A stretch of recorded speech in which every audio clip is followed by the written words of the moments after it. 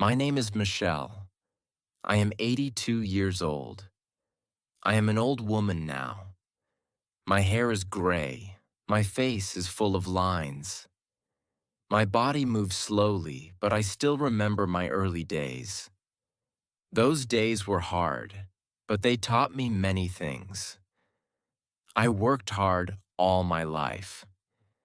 Now I have a lot of money. I own a big company, but I am not happy. I live alone in a big house.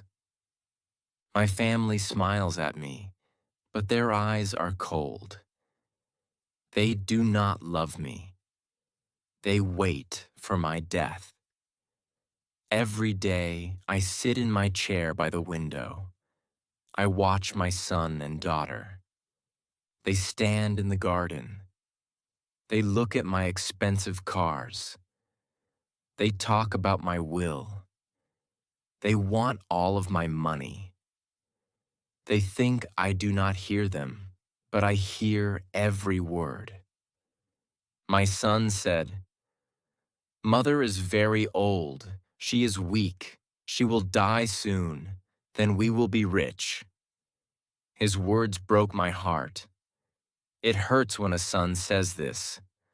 I wanted to cry, but I stayed quiet. I thought only one person was kind to me.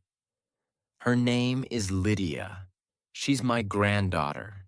She visits me every Friday and Sunday. She does not ask for money. She does not care about my cars. She sits beside my bed.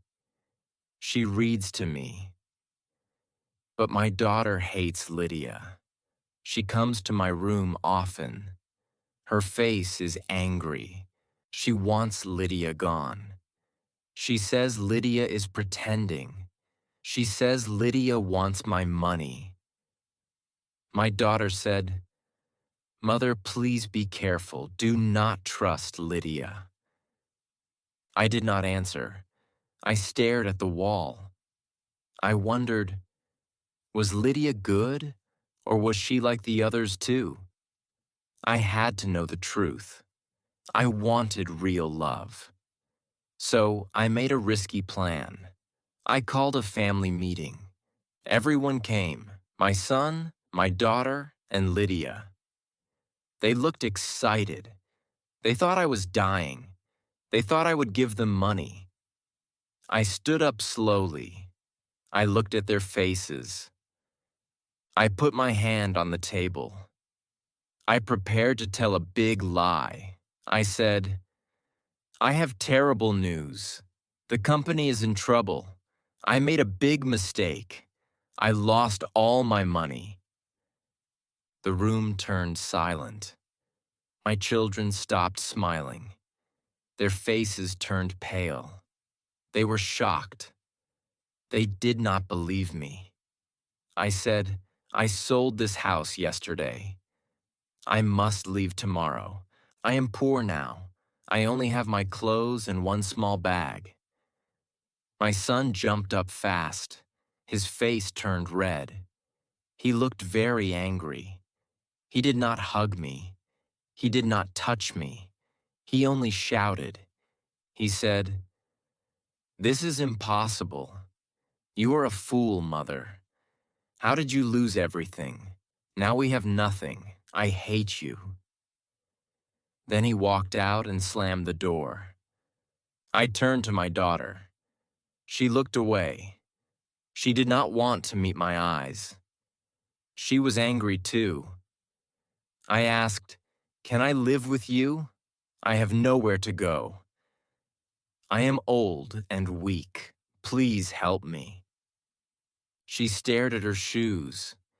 She did not want me, but other people were watching. She had to say yes. She said, "Fine, Mother. You can come, but my house is small. You cannot stay long." I packed my small suitcase, just a few clothes. Then I went to her house. It was small, but this was part of my test. I stayed with my daughter for only 2 days. They were terrible days. My daughter did not talk to me. She never cooked for me. She never gave me medicine. She slammed doors all the time. I felt like a burden. I was just another mouth to feed. On the third day, my daughter came to me. She stood in the living room. Her face was tired and angry. She wanted me to leave her house. She said, "You cannot stay here, Mother. This house is too small. We have no room. You eat our food. You cost us money." I could not believe what I just heard. I felt hurt. I looked into her eyes. There was no love, only anger. I said, "Where will I go? I have no home. I am your mother. Do not throw me out of your house." But she did not care. She pointed at the door. My daughter said, "I called a nursing home today. They have a bed for you. It is cheap. You must go now." I stood up slowly. My heart felt heavy. I picked up my old bag. My hands were shaking. I walked toward the door. Then the door opened. Lydia walked in. She had heard everything. She looked at me. Then she looked at her mother. Her face was full of anger. "No, Mother," Lydia said. "You cannot do this. She's our grandmother. She cannot go to a nursing home." "It is cruel," my daughter shouted back.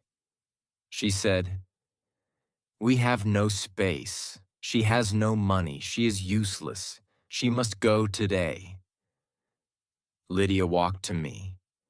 She held my arm and looked straight at her mother. Lydia said, "She can have my room. I will sleep on the floor. I will work more hours. I will buy her food. She will stay with me." The room became silent. My daughter stared at Lydia. She was shocked.